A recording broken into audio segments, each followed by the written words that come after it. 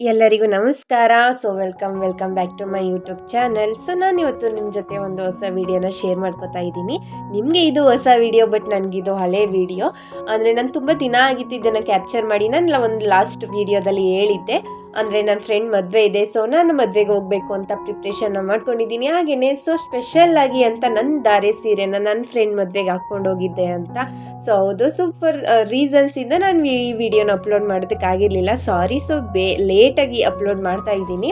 ಹಾಗೆಯೇ ವಿಡಿಯೋಗೆ ಬಂದ್ಬಿಡೋಣ ಅಂತಂದರೆ ಏನಪ್ಪ ಹೇಳೋದು ಅಂದರೆ, ಇವಳು ನನಗೆ ಚಿಕ್ಕ ವಯಸ್ಸಿಂದ ನನ್ನ ಫ್ರೆಂಡ್ ಅಂತಲೇ ಹೇಳ್ಬೋದು. ನಾನು ಚಿಕ್ಕ ವಯಸ್ಸಿಂದನೂ ಒಟ್ಟಿಗೆ ಓದ್ಕೊಂಡು ಬೆಳೆದಿದ್ದು. ಒಂಥರ ಕಿತ್ತಾಟ ಜಗಳ ಜಾಸ್ತಿನೇ ಇತ್ತು ನಮ್ಮಿಬ್ಬರ ಮಧ್ಯೆ.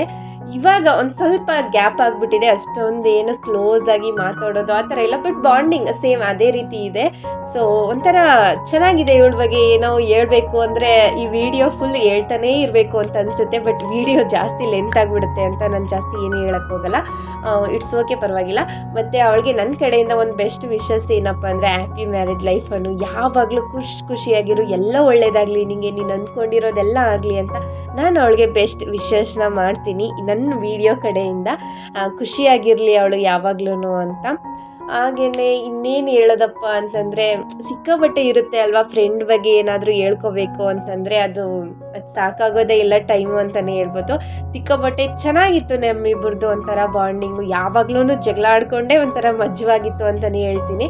ಇವಾಗ ಒಂಥರ ಸಿಕ್ಕಾಪಟ್ಟೆ ಮಿಸ್ ಮಾಡ್ಕೋತಾ ಇರ್ತೀನಿ. ಹಾಗೆಯೇ ಮದುವೆಗೆ ಹೋಗಿದ್ದೆ ಅಲ್ವಾ, ಹಾಗೆಯೇ ತುಂಬ ಟೈಮ್ ಆಗೋಗ್ಬಿಟ್ಟಿತ್ತು ಫ್ರೆಂಡ್ಸ್ ಎಲ್ಲರನ್ನೂ ಮೀಟ್ ಮಾಡಿ. ಆಫ್ಟರ್ ವೆರಿ ಲಾಂಗ್ ಟೈಮ್ ಫ್ರೆಂಡ್ಸ್ನೆಲ್ಲ ಮೀಟ್ ಮಾಡಿದೆ. ಚೆನ್ನಾಗಿತ್ತು, ಎಲ್ಲರ ಜೊತೆಗೂ ಕೂತಿ ಸ್ವಲ್ಪ ಟೈಮ್ ಮಾತಾಡಿದ್ದು ಅದೆಲ್ಲ ಚೆನ್ನಾಗಿತ್ತು. ಅವರೆಲ್ಲ ನನ್ನ ಯೂಟ್ಯೂಬ್ ಚಾನಲ್ ನೋಡ್ತಾರಂತೆ. ನನ್ನ ಕಡೆಯಿಂದ ಥ್ಯಾಂಕ್ ಯು ಸೋ ಮಚ್ ಈ ಥರ ಸಪೋರ್ಟ್ ಮಾಡ್ತಿದ್ದಕ್ಕೆ. ಹಾಗೆಯೇ ಅವ್ರ ಜೊತೆನೂ ಕೂಡ ಒಂದು ಸ್ವಲ್ಪ ಕ್ಲಿಪ್ಪಿಂಗ್ನ ತಗೊಂಡು ಆ್ಯಡ್ ಮಾಡ್ತಿದ್ದೀನಿ. ಹಾಗೆಯೇ ಒಂದು ಸ್ವಲ್ಪ ಹೊತ್ತಲ್ಲೇ ವೆಯ್ಟ್ ಮಾಡಿ ರಿಸೆಪ್ಷನ್ ಎಲ್ಲ ಮುಗಿಯೋದ್ರೊಳಗಡೆ ವೆಯ್ಟ್ ಮಾಡ್ತಿದ್ದೆ. ರಿಸೆಪ್ಷನ್ ಮುಗಿಸ್ಕೊಂಡು ಹೋಗೋಣ, ಜಾಸ್ತಿ ಟೈಮೇ ಇರೋಣ ಅನ್ನೋ ಥರ ಇದ್ವಿ. ಬಟ್ ಏನೋ ಸ್ವಲ್ಪ ಮನೆ ಪ್ರಾಬ್ಲಮ್ ಇರುತ್ತೆ ಅಲ್ವಾ, ಅಂದರೆ ನಮ್ಮ ಅತ್ತಿಗೆರೆಲ್ಲ ಹೊಸ ಮನೆ ಇತ್ತು, ಗೃಹ ಪ್ರವೇಶ ಇತ್ತು ಅಂತ ಅಂದ್ಬಿಟ್ಟು, ಮದುವೆ ಇತ್ತು ಅಂದ್ಬಿಟ್ಟು ಅವರು ಕೂಡ ಬಂದು ಮನೆಗೆ ಬಂದಿದ್ದರು. ಹಾಗಾಗಿ ಸ್ವಲ್ಪ ಬೇಗ ಬರಬೇಕಿತ್ತು ಅಂತ ಬೇಗನೆ ಮದುವೆನ ಮುಗಿಸ್ಕೊಂಡು ಬಂದುಬಿಟ್ಟೆ. ಮನೆಗೆ ಬರೋ ಅಷ್ಟರಲ್ಲಿ ಬಂದಿದ್ದರು ಇಬ್ಬರು ಕೂಡ.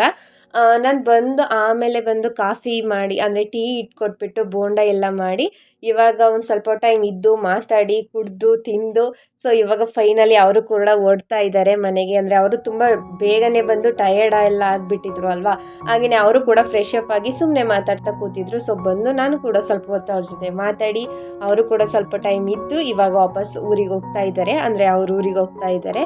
ಅವ್ರದ್ದು ಎಲ್ಲನೂ ಕಲಿಸಾದ್ಮೇಲೆ ನನಗೂ ಸಿಕ್ಕಾಬಟ್ಟೆ ಟಯರ್ಡ್ ಆಗಿಬಿಟ್ಟಿತ್ತು. ಅಂದರೆ ಎಷ್ಟೊತ್ತಾಗಿತ್ತು ಅಂದರೆ, ಬೆಳಗ್ಗೆ ಬೇಗ ಎದ್ದು ಮದುವೆಗೆ ಹೋಗಿ ಮದುವೆ ಎಲ್ಲ ಮುಗಿಸ್ಕೊಂಡು ಇವಾಗ ತುಂಬ ಬಿಸಿಲಿರೋದ್ರಿಂದ, ಅಂದರೆ ಆ ದಿನ ಬಿಸಿಲಿರೋದ್ರಿಂದ ಸಿಕ್ಕಾಬಟ್ಟೆ ಟಯರ್ಡ್ ಆಗಿಬಿಟ್ಟಿತ್ತು.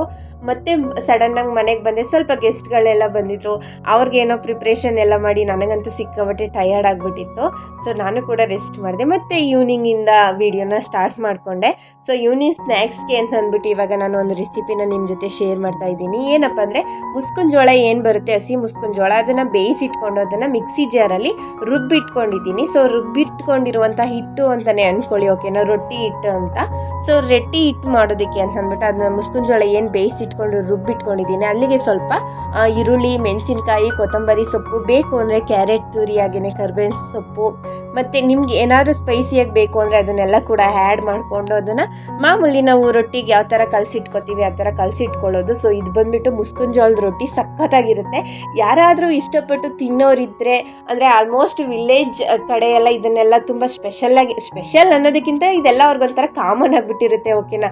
ಬಟ್ ಹೊಸ್ದಾಗಿ ಯಾರು ಇದನ್ನು ವೀಡಿಯೋನ ನೋಡ್ತಿದ್ದು ಇದ್ರ ಬಗ್ಗೆ ಗೊತ್ತಿಲ್ಲ ಅಂದರೆ ಪ್ಲೀಸ್ ಒಂದು ಸತಿ ಟ್ರೈ ಮಾಡಿ ನೋಡಿ. ತುಂಬ ಈಸಿನೇ ಆಯಿತಾ, ಅಷ್ಟೊಂದೇನು ಡಿಫಿಕಲ್ಟ್ ಅನ್ನೋ ಥರ ಏನಿಲ್ಲ. ಜಸ್ಟ್ ಮುಸ್ಕಿನ ಜೋಳನ ಬೇಯಿಸ್ಬಿಟ್ಟು ಅದನ್ನು ಮಿಕ್ಸಿ ಜಾರಲ್ಲಿ ರುಬ್ಬಿಟ್ಟು ಅಲ್ಲಿಗೆ ಕರ್ಬೇವಿನ ಸೊಪ್ಪು, ಕೊತ್ತಂಬರಿ ಸೊಪ್ಪು, ನಿಮ್ಗೆ ಏನೇನು ಬೇಕೋ ಐಟಮ್ಸ್ನ ಹಾಕ್ಕೊಂಡು ಸ್ವಲ್ಪ ರುಚಿಗೆ ತಕ್ಕಷ್ಟು ಉಪ್ಪು ಹಾಕ್ಬಿಟ್ಟು ಅದನ್ನು ಕಲಸಿಟ್ಕೊಂಡು, ಜಾಸ್ತಿ ನೀರು ಹಾಕ್ತೇನೆ, ಮಾಮೂಲಿ ರೊಟ್ಟಿ ಅದಕ್ಕೆ ಕಲಸಿಟ್ಕೊಂಡು ಅದನ್ನು ತಟ್ಟಿ ಬೇಯಿಸ್ಕೊಂಡು ತಿಂದರೆ ಸಕ್ಕತ್ತಾಗಿರುತ್ತೆ, ಸೂಪರ್ ಟೇಸ್ಟಿಯಾಗಿರುತ್ತೆ ಆಯಿತಾ. ಡಿಫ್ರೆಂಟ್ ಟೇಸ್ಟ್ ಅಂತಲೇ ಹೇಳ್ಬೋದು. ಒಂದ್ಸತಿ ಯಾರಾದರೂ ಟ್ರೈ ಮಾಡಿಲ್ಲ ಅಂದರೆ ಟ್ರೈ ಮಾಡಿ, ಓಕೆನಾ. ಹಾಗೆಯೇ ನಾನು ಫಸ್ಟ್ ಟೈಮ್ ಮಡಿಕೆಯಲ್ಲಿ ಅಡುಗೆ ಮಾಡ್ತಾಯಿದ್ದೆ. ಅದನ್ನು ಬಳಸಿ ಅಭ್ಯಾಸ ಯಾವ ಥರ ಮಾಡಬೇಕು ಅನ್ನೋದು ನನಗೆ ಗೊತ್ತಿಲ್ಲ.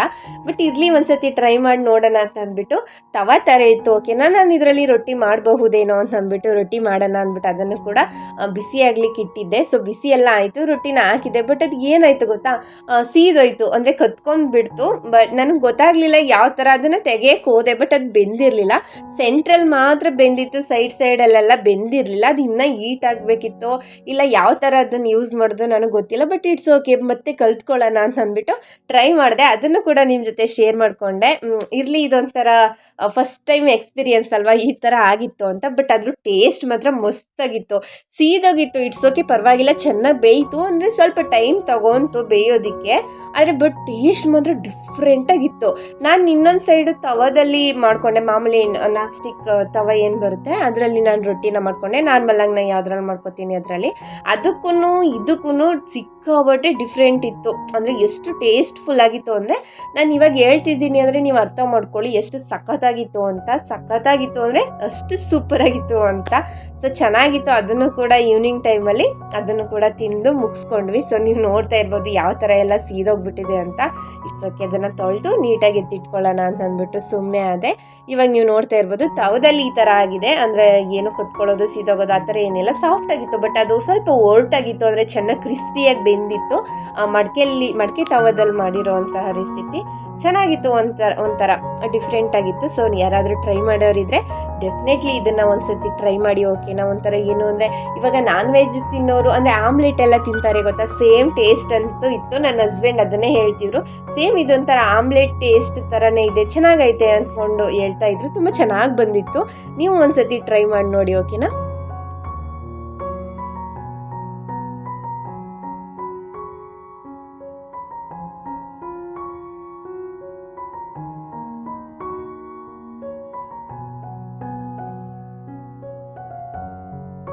ಮದುವೆ ಎಲ್ಲ ಫಂಕ್ಷನ್ಸ್ ಎಲ್ಲ ಇತ್ತು ಅಲ್ಲ, ಸೊ ಹಾಗಾಗಿ ಕಂಪ್ಲೀಟ್ ರೆಸ್ಟ್ ಮಾಡಿಬಿಟ್ಟಿದ್ದೆ. ಸ್ವಲ್ಪ ಮನೆಯೆಲ್ಲ ಸ್ವಲ್ಪ ಡಸ್ಟ್ ಎಲ್ಲ ಆಗಿತ್ತು, ಅಂದರೆ ಎಲ್ಲ ಗೆಸ್ಟ್ಗಳೆಲ್ಲ ಬಂದಿದ್ರಲ್ವ. ಸೊ ಪಾತ್ರೆಗಳೆಲ್ಲ ಕಸ ಎಲ್ಲ ಸಿಕ್ಕಾಪಟ್ಟೆ ಇತ್ತು, ಅದನ್ನೆಲ್ಲ ಕ್ಲೀನ್ ಮಾಡಬೇಕಿತ್ತು. ಅದನ್ನೆಲ್ಲ ಕ್ಲೀನ್ ಮಾಡೋದಕ್ಕಿಂತ ಮುಂಚೆ ಸ್ವಲ್ಪ ಟಯರ್ಡ್ ಆಗ್ತಿತ್ತು ಅಂದ್ಬಿಟ್ಟು ನಾನು ಕೂಡ ರೆಸ್ಟ್ ಮಾಡಿ ಮಲ್ಕೊಂಡಿದ್ದೆ. ಸೊ ಸ್ವಲ್ಪ ಫೇಸ್ ವಾಶ್ ಏನೂ ಮಾಡಿರಲಿಲ್ಲ, ಹಂಗೆ ಕಾಜಲೆಲ್ಲ ಸ್ವಲ್ಪ ಸ್ಪ್ರೆಡ್ ಆಗಿಬಿಟ್ಟಿತ್ತು. ಚೆನ್ನಾಗಿ ನಿದ್ದೆ ಮಾಡಿ ಎದ್ದಾದಮೇಲೆ ಹಂಗೆ ಒಂದು ವೀಡಿಯೋನ ತೊಗೊಂಡೆ. ಮತ್ತು ನೆಕ್ಸ್ಟು ಫ್ರೆಶಪ್ ಆಗಿ ಬಂದುಬಿಡೋಣ ಅಂತ ಅಂದ್ಬಿಟ್ಟು ಹೋದೆ. ಅಷ್ಟರಲ್ಲಿ ಮಧ್ಯಾಹ್ನ ಊಟ ಆಗಿರಲಿಲ್ಲಂತೆ ನಮ್ಮ ಅವ್ರಿಗೆ. ಅವ್ರು ಹೊಲ್ದಲ್ಲಿದ್ರಲ್ವ. ಸೊ ನಾವೆಲ್ಲ ಫಂಕ್ಷನ್ಗೆ ಹೊಟ್ಟೋಗ್ಬಿಟ್ಟಿದ್ವಿ. ಅವ್ರು ಯಾರಿಗೂ ಊಟ ತೊಗೊಂಡೋಗಿ ಕೊಟ್ಟಿರಲಿಲ್ಲ, ಹಾಗಾಗಿ ಅವ್ರು ಊಟ ಏನೂ ಮಾಡಿರಲಿಲ್ವಂತೆ. ಮತ್ತು ಸಾಂಬಾರು ಬೇರೆ ಇರಲಿಲ್ಲ, ಏನಪ್ಪ ಮಾಡೋದು ಈ ಟೈಮಲ್ಲಿ ಅಂತ ಅಂದ್ಬಿಟ್ಟು ಸಡನ್ನಾಗಿ ಕ್ವಿಕ್ಕಾಗಿ ಒಂದು ಪಲಾವ್ ಥರ ರೆಸಿಪಿನ ಮಾಡಿಕೊಂಡೆ. ಒನ್ ಟೈಮಿಗೆ ತಾನೇ ಸಾಕಾಗ್ಬಿಡುತ್ತೆ, ಸಾಂಬಾರು ಏನಿಲ್ಲ. ಸುಮ್ಮನೆ ಸಾಂಬಾರು ಮಾಡಿಕೊಂಡು ರೈಸ್ ಮಾಡ್ಕೊಂಡು ಎಲ್ಲನೂ ಮಾಡ್ಕೊಳ್ಳೋದಕ್ಕಾಗಲ್ಲ ಅಂತ ಅಂದ್ಬಿಟ್ಟು ಸೊ ಬೇಗ ಬಂದುಬಿಟ್ಟು ಪಲಾವ್ ಎಲ್ಲ ಮಾಡಿಕೊಂಡೆ. ಆಮೇಲೆ ಹೋಗಿ ಫ್ರೆಶಪ್ ಆಗೋಣ ಅಂತ ಅಂದ್ಬಿಟ್ಟು ಫ್ರೆಶಪ್ ಆಗೋದಕ್ಕೆ ಅಂತ ಬಂದುಬಿಟ್ಟು ಅಡುಗೆ ಮಾಡೋ ರೀತಿ ಆಯಿತು. ಯಾವ ಥರ ಓಡ್ತಾ ಇರುತ್ತೆ ಅಲ್ವಾ, ಅಂದರೆ ಗರ್ಲ್ಸ್ ಲೈಫ್ ಅಂತ, ವುಮೆನ್ಸ್ ಲೈಫ್ ಅಂತಲೇ ಹೇಳ್ಬೋದು.